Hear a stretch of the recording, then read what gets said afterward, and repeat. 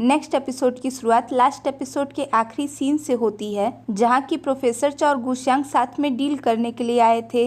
पर वो गुशियांग से पहले पूछते हैं कि वो चेयरमैन के केस के बारे में क्या क्या जानता है, जिस पर कि गुशियांग उन्हें बताता है कि उसे ये तो पता है कि ये सारा प्लान चेयरमैन के बेटे और वाइस प्रेसिडेंट का है और ये सब उन लोगों ने डॉक्टर ऑन से कराया जिससे वक्त आने पर उनका बकरा बना सके। पर उसे ये नहीं समझ आ रहा था कि क्या प्रोफेसर चा के एक्सीडेंट के पीछे भी उन्हीं लोग का हाथ था। लेकिन फिर हम वो सीन देखते हैं जहाँ की उस बाइक वाले की हालत काफ़ी बिगड़ गई थी और तभी उसकी आत्मा जो कि डरी हुई थी प्रोफेसर चा के पास आती है। पर काफ़ी मशक्क़त के बाद सेजिन फिलहाल के लिए उसकी जान बचा लेती है। पर खुद को मौत के इतने करीब देख वो आदमी काफ़ी डर गया था, तो वो प्रोफेसर चा से अपने किए की माफ़ी मांगने लगता है। और यहाँ हमें पता चलता है कि इस आदमी को लीगल हेड ने वाइस प्रेसिडेंट के कहने पर हायर किया था और प्रोफेसर चा का रास्ता रोकने के लिए छोटा मोटा एक्सीडेंट करने को कहा था। हालांकि उन लोगों ने भी नहीं सोचा होगा कि एक्सीडेंट इतना बड़ा हो जाएगा, पर ये सब करने की प्लानिंग तो उन्हीं लोग की थी। वैसे उन लोगों ने इस आदमी को बहुत सारे पैसे देने का ऑफर दिया था और उसे भरोसा दिलाया था कि उसे वो लोग कुछ नहीं होने देंगे। तो ये सब जानने के बाद प्रोफेसर चा इस बारे में सोच ही रहे थे कि तभी वहाँ वाइस प्रेसिडेंट आते हैं और उन्हें देख कहते हैं कि मैंने सोचा नहीं था कि तुम इतना जिंदा रह लोगे, पर कोई बात नहीं, अगर तुम इसी हाल में पड़े रहे तो धीरे धीरे सेजिन भी तुम्हें भूल जाएगी। पर उनके मुंह से सेजिन का नाम सुन प्रोफेसर चा का गुस्सा तो 7वें आसमान पर पहुंच जाता है। पर तभी वहां सेजिन भी आ जाती है और उसी ने वाइस प्रेसिडेंट को बात करने के लिए बुलाया था, तो वो उनसे चेयरमैन की हालत के बारे में पूछने लगती है। हालांकि प्रोफेसर चा को ये डर था कि कहीं सेजिन उन्हें बता न दे कि उसे पता चल गया है कि चेयरमैन के होश में आने की बात झूठी है। पर सेजिन इस बात का कोई जिक्र नहीं करती और उनसे बस इतना कहती है कि वो चेयरमैन से नहीं मिल पा रही, इसलिए उनसे उनके बारे में पूछ रही है। तो वाइस प्रेसिडेंट उससे कहते हैं कि उन्होंने भी बस अभी ये खबर सुनी ही है कि उन्हें होश आ गया है, पर अभी वो भी चेयरमैन से नहीं मिल पाए हैं, पर जैसे ही उन्हें कुछ और खबर मिलेगी वो उसे जरूर बताएंगे। लेकिन फिर सेजिन उनसे प्रोफेसर चा के बारे में पूछती है कि क्या उन्हें पता है कि वो चेयरमैन की सर्जरी के बाद क्यों उन्हें छोड़कर चले गए थे।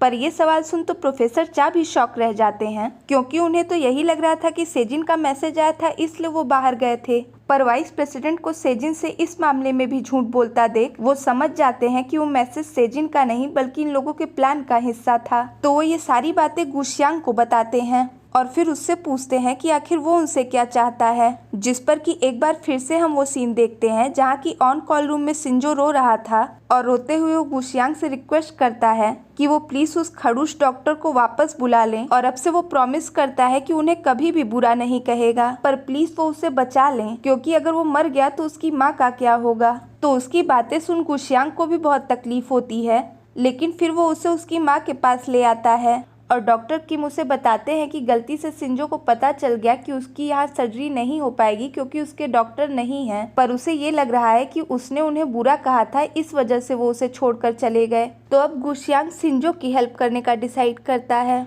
और फिर वापस हम प्रोफेसर चा और गुशियांग को साथ में देखते हैं, जहाँ की प्रोफेसर चा उससे कहते हैं कि मैं तुम्हारी बॉडी पोजेस्ट करूँ या ना करूँ, मरना तो वैसे भी है, तो क्यों ना मैं अपना फर्ज निभा कर मरूं, क्योंकि एक डॉक्टर होने के नाते वो लोगों को इस तरह से सफ़र करते हुए नहीं देख सकते। और गुशियांग भी एक नकारा डॉक्टर बनने की बजाय सीक्रेट टैलेंटेड बनना ही प्रेफर करता है, क्योंकि वो भी लोगों को मरते हुए नहीं देख सकता, तो इससे कम से कम वो लोगों की मदद तो कर पाएगा। तो सब कुछ समझने के बाद वो दोनों एक दूसरे के साथ कॉपरेट करने को तो तैयार हो जाते हैं, पर गुशियांग उनके सामने कुछ शर्तें रखता है, जैसे कि जब उसके साथ और लोग होंगे तो प्रोफेसर चा उससे बात नहीं करेंगे और ऐसी बात तो बिल्कुल नहीं करेंगे जिससे कि उसकी हरकतें लोगों को अजीब लगे, और कुछ भी करने से पहले ये खास तौर से ध्यान देंगे कि वहाँ पर आसपास कोई कैमरा ना लगा हो, क्योंकि अगर किसी को कुछ शक हो गया तो हो सकता है उसे उसका बोर्ड सर्टिफिकेट ना मिले, क्योंकि भूतों को जो देख सकता है ऐसा वो इकलौता ही डॉक्टर है। और उसकी दूसरी शर्त ये थी कि वो दोनों बार बार एक दूसरे को टच नहीं करेंगे और एक दूसरे के बीच में प्रॉपर डिस्टेंस बना के रखेंगे,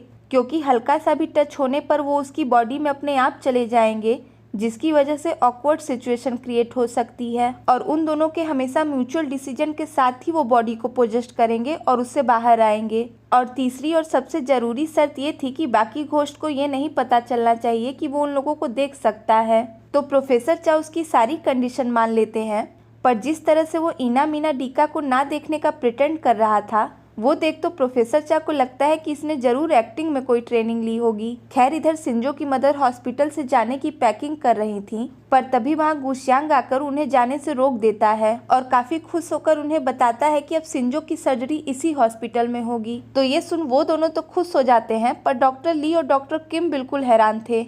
और ये पता चलने पर चीफ बैन और डॉक्टर ऑन भी वहाँ आते हैं, क्योंकि ऐसी बहकी बात तो कोई बीमार आदमी ही कह सकता है। पर चीफ बैन को लग रहा था कि गुशियांग पक्का बीमार है, पर डॉक्टर ऑन उसे इसके लिए डांटने लगते हैं, क्योंकि अगर उसे लग रहा है कि वो सिंजो की सर्जरी कर सकता है तो ऐसा बिल्कुल नहीं हो सकता, क्योंकि वो ये करने के लिए क्वालिफाइड ही नहीं है।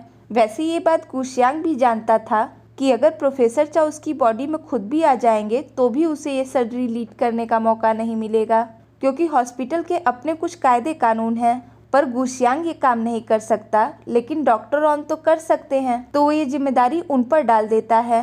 पर सिंजो का केस बहुत ज़्यादा ही क्रिटिकल था, और ऊपर से जब वो 4 साल का था तब से उसे कावासाकी नाम की बीमारी है। तो ऐसे में डॉक्टर ऑन भी इतने क्वालिफाइड नहीं है कि वो सिंजो की सर्जरी कर पाए। लेकिन फिर गुशियांग उन्हें वो सब कुछ एक्सप्लेन करता है जो कुछ भी सिंजो के केस में किया जा सकता है। हालांकि ये सब वो खुद से नहीं कहता, बल्कि प्रोफेसर चा उसे ये सब बता रहे थे, वो बस दोहरा रहा था।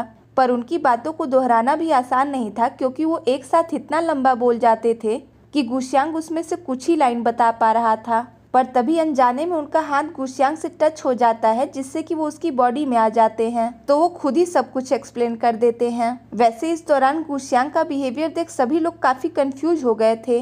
खैर फिर नेक्स्ट सीन में गुशियांग प्रोफेसर चा पर नाराज हो रहा था कि उन्हें थोड़ा थोड़ा बोलना चाहिए, इतना लंबा वो कैसे दोहरा पाएगा। पर प्रोफेसर चा को तो इसमें भी उसी की गलती लग रही थी, तो वो दोनों इस बात पर बहस कर ही रहे थे कि तभी वहाँ डॉक्टर ऑन आ जाते हैं। और क्योंकि उन्हें ये भरोसा नहीं था कि वो सिंजो की सर्जरी कर पाएंगे, तो वो उसे इसके लिए मना कर उसे दूसरे हॉस्पिटल में ट्रांसफर करने को कहते हैं।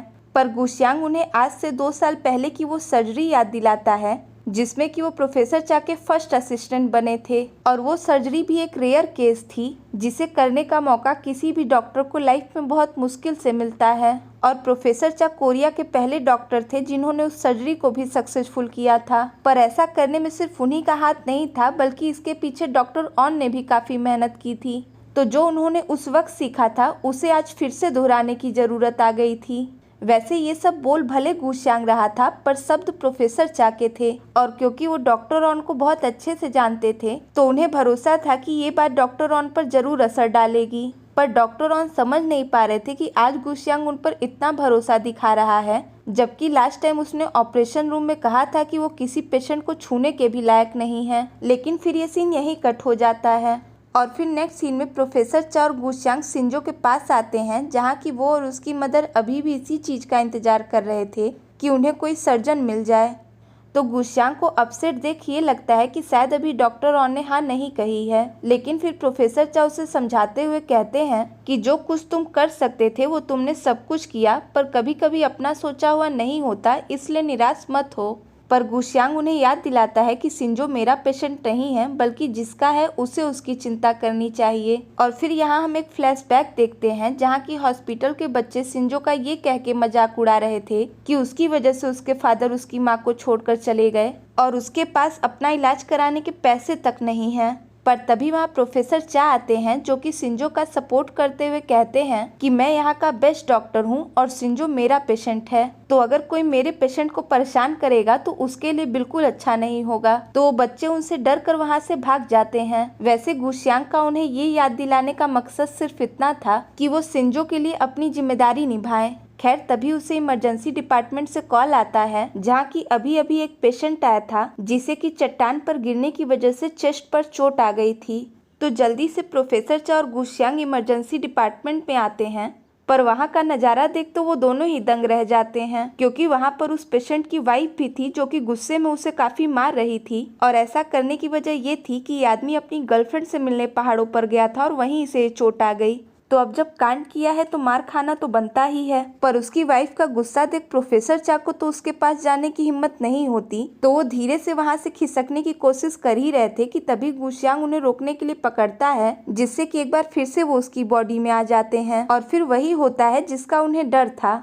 यानी कि वो औरत इतने गुस्से में थी कि वो प्रोफेसर चाक के भी बालों को नोचने लगती है। पर इससे पहले कि वो प्रोफेसर चाक को भी घायल कर देती, सब लोग उसे उनसे दूर कर देते हैं और इंटर्न तुरंत उसे लेकर बाहर चली जाती है, क्योंकि अगर ये अंदर रही तो डॉक्टर अगर उसके हस्बैंड को सही भी कर देंगे तो ये जान से मार देगी। और इलाज में देरी की वजह से उसका ब्लड प्रेशर भी लो होने लगा था। तो एक बार फिर से प्रोफेसर चा वहीं खड़े खड़े ही उसकी सर्जरी कर देते हैं। खैर फिर नेक्स्ट सीन में हम डॉक्टर ऑन को देखते हैं, जो कि थोड़ा डिस्टर्ब लग रहे थे और यहाँ हमें पता चलता है कि वाइस प्रेसिडेंट ने उन्हें प्रोफेसर बनाने का ही लालच दिया था। पर जब अपनी बात पूरी करने की बारी आई तो वो डॉक्टर ऑन पर उन सारी चीजों का ब्लेम डालने लगते हैं और कहते हैं कि तुमने अपने टीचर को धोखा दिया है। तो अब वो प्रोफेसर बनने के लायक रह भी गए हैं या नहीं, इस बारे में वो कुछ नहीं कह सकते। तो ये सुन एजेंट ऑडियंस हमें समझ आता है कि गुशियांग क्यों कह रहा था कि डॉक्टर ऑन को इस प्लान में शामिल उनका बकरा बनाने के लिए किया गया है। खैर डॉक्टर ऑन को समझ नहीं आ रहा था कि वो वापस से अपनी कंडीशन कैसे सही करें, पर तभी उन्हें गुशियांग की कही बात याद आती है, जिसमें कि वो कह रहा था कि अगर वो शिंजो की सर्जरी करेंगे तो वो उन्हें असिस्ट करेगा।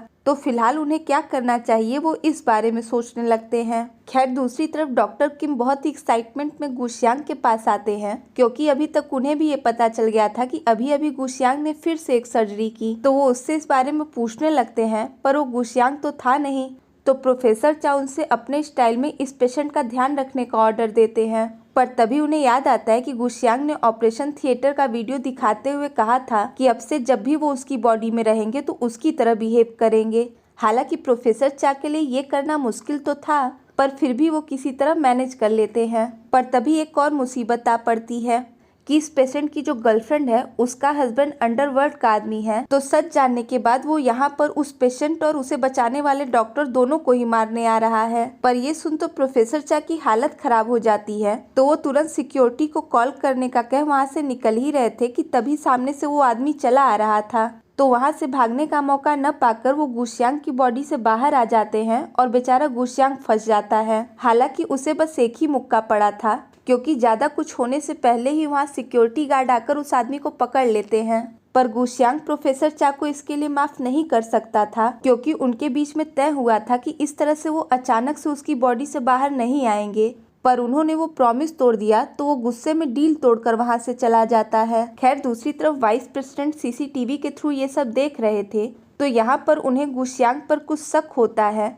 तो वहाँ के स्टाफ को अब से गुशियांग की डेली फुटेज उन्हें भेजने को कहते हैं। खैर इधर प्रोफेसर चा गुशियांग के पीछे पीछे आते हैं और उसे याद दिलाते हुए कहते हैं कि वो है जिसने पहले प्रॉमिस तोड़ा, क्योंकि उनके बीच में तय हुआ था कि वो दोनों की मर्जी होने पर बॉडी को पोजेस्ट करेंगे। पर अभी इमरजेंसी वार्ड में उसने उनकी मर्जी के बिना ही अपनी बॉडी में बुला लिया था। हालांकि वो बात अलग है कि बाल वहाँ भी गुशियांग के ही नोचे गए, पर फिर भी उसे दर्द तो नहीं हुआ ना। तो जब वो उस पर फेवर कर सकते हैं तो वो उनके काम नहीं आएगा। और वैसे भी अभी चेयरमैन के केस का पूरा सच नहीं पता चला है, तो ऐसे वो डील नहीं तोड़ सकता। खैर तभी गुशियांग को डॉक्टर किम का कॉल आता है, जिसे सुन वो भागा भागा उनके पास जाता है, जहाँ की डॉक्टर ऑन भी मौजूद थे और शिंजो की मदर से सर्जरी की तैयारी करने को कह रहे थे। इसका मतलब वो सर्जरी करने के लिए मान गए हैं। तो ये सुन गुशियांग बहुत खुश होता है, और अगर ये सर्जरी होगी तो गुशियांग यानी प्रोफेसर चा को भी असिस्ट करना पड़ेगा। इसका मतलब उनकी डील फिर से ऑन हो गई। खैर इसी के साथ ये पार्ट यहीं खत्म होता है। मिलते हैं नेक्स्ट वीडियो में आगे की कहानी के साथ। तब तक के लिए stay tuned and thanks for watching.